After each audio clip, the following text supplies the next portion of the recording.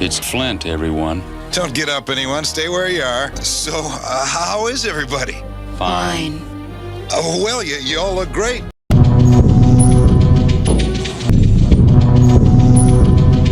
Coming up on Crossfire Collectibles, G.I. Joe, Hiya Toys, Exquisite Mini 4-inch action figure, Flint. Stick around.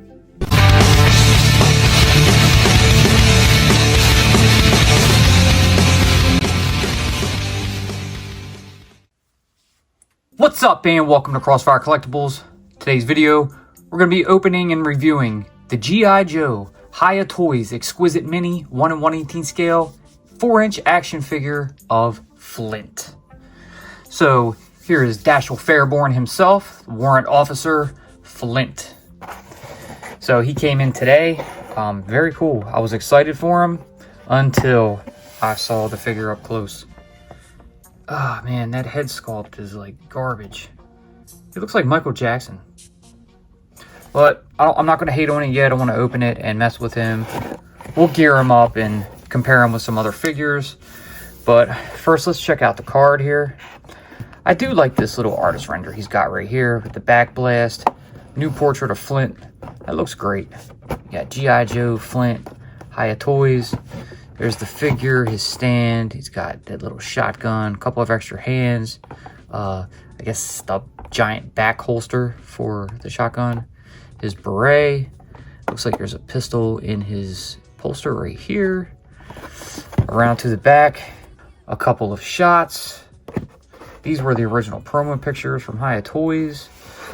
Here's some stuff on here. You got some info, website, product name, Flint, SKU number. There's their Twitter, Facebook, and Instagram. Here's a QR code if you'd like to scan it. You also got the UPC right here. So, nice card. I love how they stand like that. You can simply just set it up and down. It's not going to fall. Pretty awesome. But anyways, let's go ahead and cut him on out. But first, please subscribe to the channel. I got a notification actually by a Cool Toys Club, who I pre-ordered these from, that I had 2 figures shipping. However, only Flint arrived, so I'm kind of curious if that was a typo, or maybe there's another coming that wasn't in that package. So the last 2 that we got were Beachhead and Firefly. So I thought maybe 2 were going to ship with this one. Now, who is the next figure going to be coming out? That I'm not sure on. My hunch is that it's probably Lady J. And if it's not Lady J, I'm going with Major Blood. And then I feel Destro and Baroness will come after that. But they might surprise us like they did with Firefly and throw one out of left field, and who knows who it'll be. But I'm pretty eager to see. I can't wait for the next one. But for now, we got Flint. So here he is in his little plastic dungeon. And yes, there is a pistol in his holster right here on the side. We'll come back to that. Let's go ahead and show off the stand. So nothing new, nothing's changed. Same stands that we've seen with the other figures. You got a pretty basic stand here. You got that gravelly, dirt, muddy surface. Some bullet casings, some shrapnel, a single peg for the figure's foot. The openings, 2 on each side. That way you can take one of these clips here and you can stick them in and interlock your other stands, which is a very cool idea. I just think you need to change up these bases. They're all the same. But anyway, over at Flint, and let's go ahead and start popping out his accessories.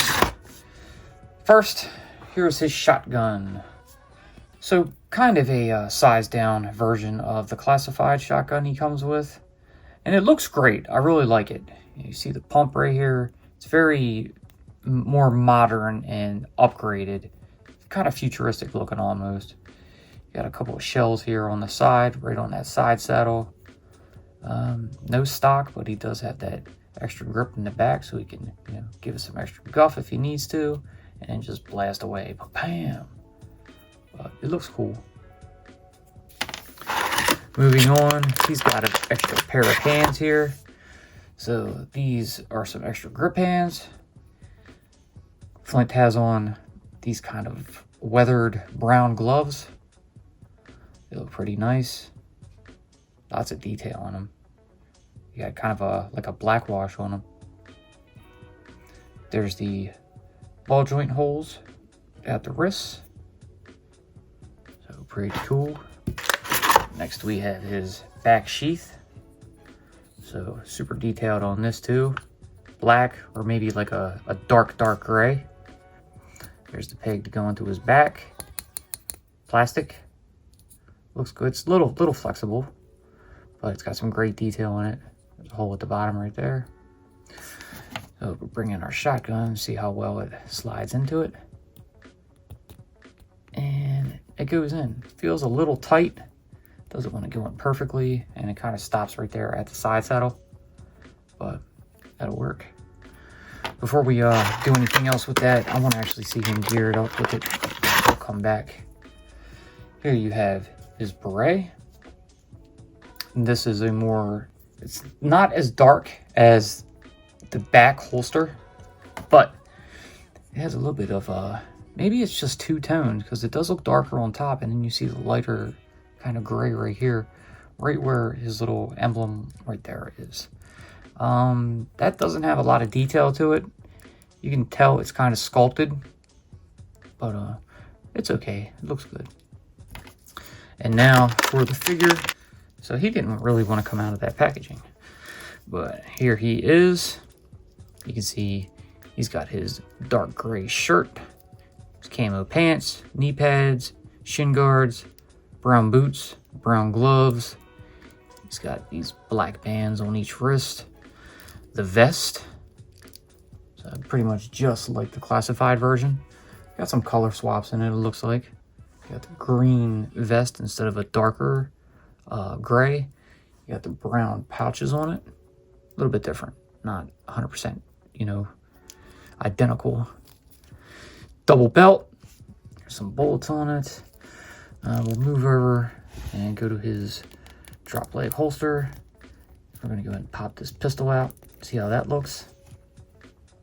Yeah, scaled down version of the classified pistol. Gray. It has that nice weathering on it, so you can see some silver. So that looks pretty good. The hands the figure has on them. This one's semi-open. This one is connected, almost clinching, but not quite. There is some space in there that you can see. We'll go ahead and pop that off, and we're going to throw on this grip hand here. Pop that on. So there we go. We'll probably come back to this one, but let's go over his head here. God, that just doesn't even look good. It's bad. It's really bad. You figure with these Hiya Toys Exquisite Minis, they're going to be super detailed. The rest of the figures that we got, their heads look great. But this one looks like doo-doo, man. It does have some nice coloring in it. They did pretty good with the hair. It looks darker and it gets lighter. You got the shades around the sides and then the little flop on top. But that scar, running across his eye, it does not look good at all. I mean, if we were to take his head off, you can see the ball joint in there. We could maybe give him another head, but I'm not feeling that look at all. That's just really not good. But let's go and check his articulation out.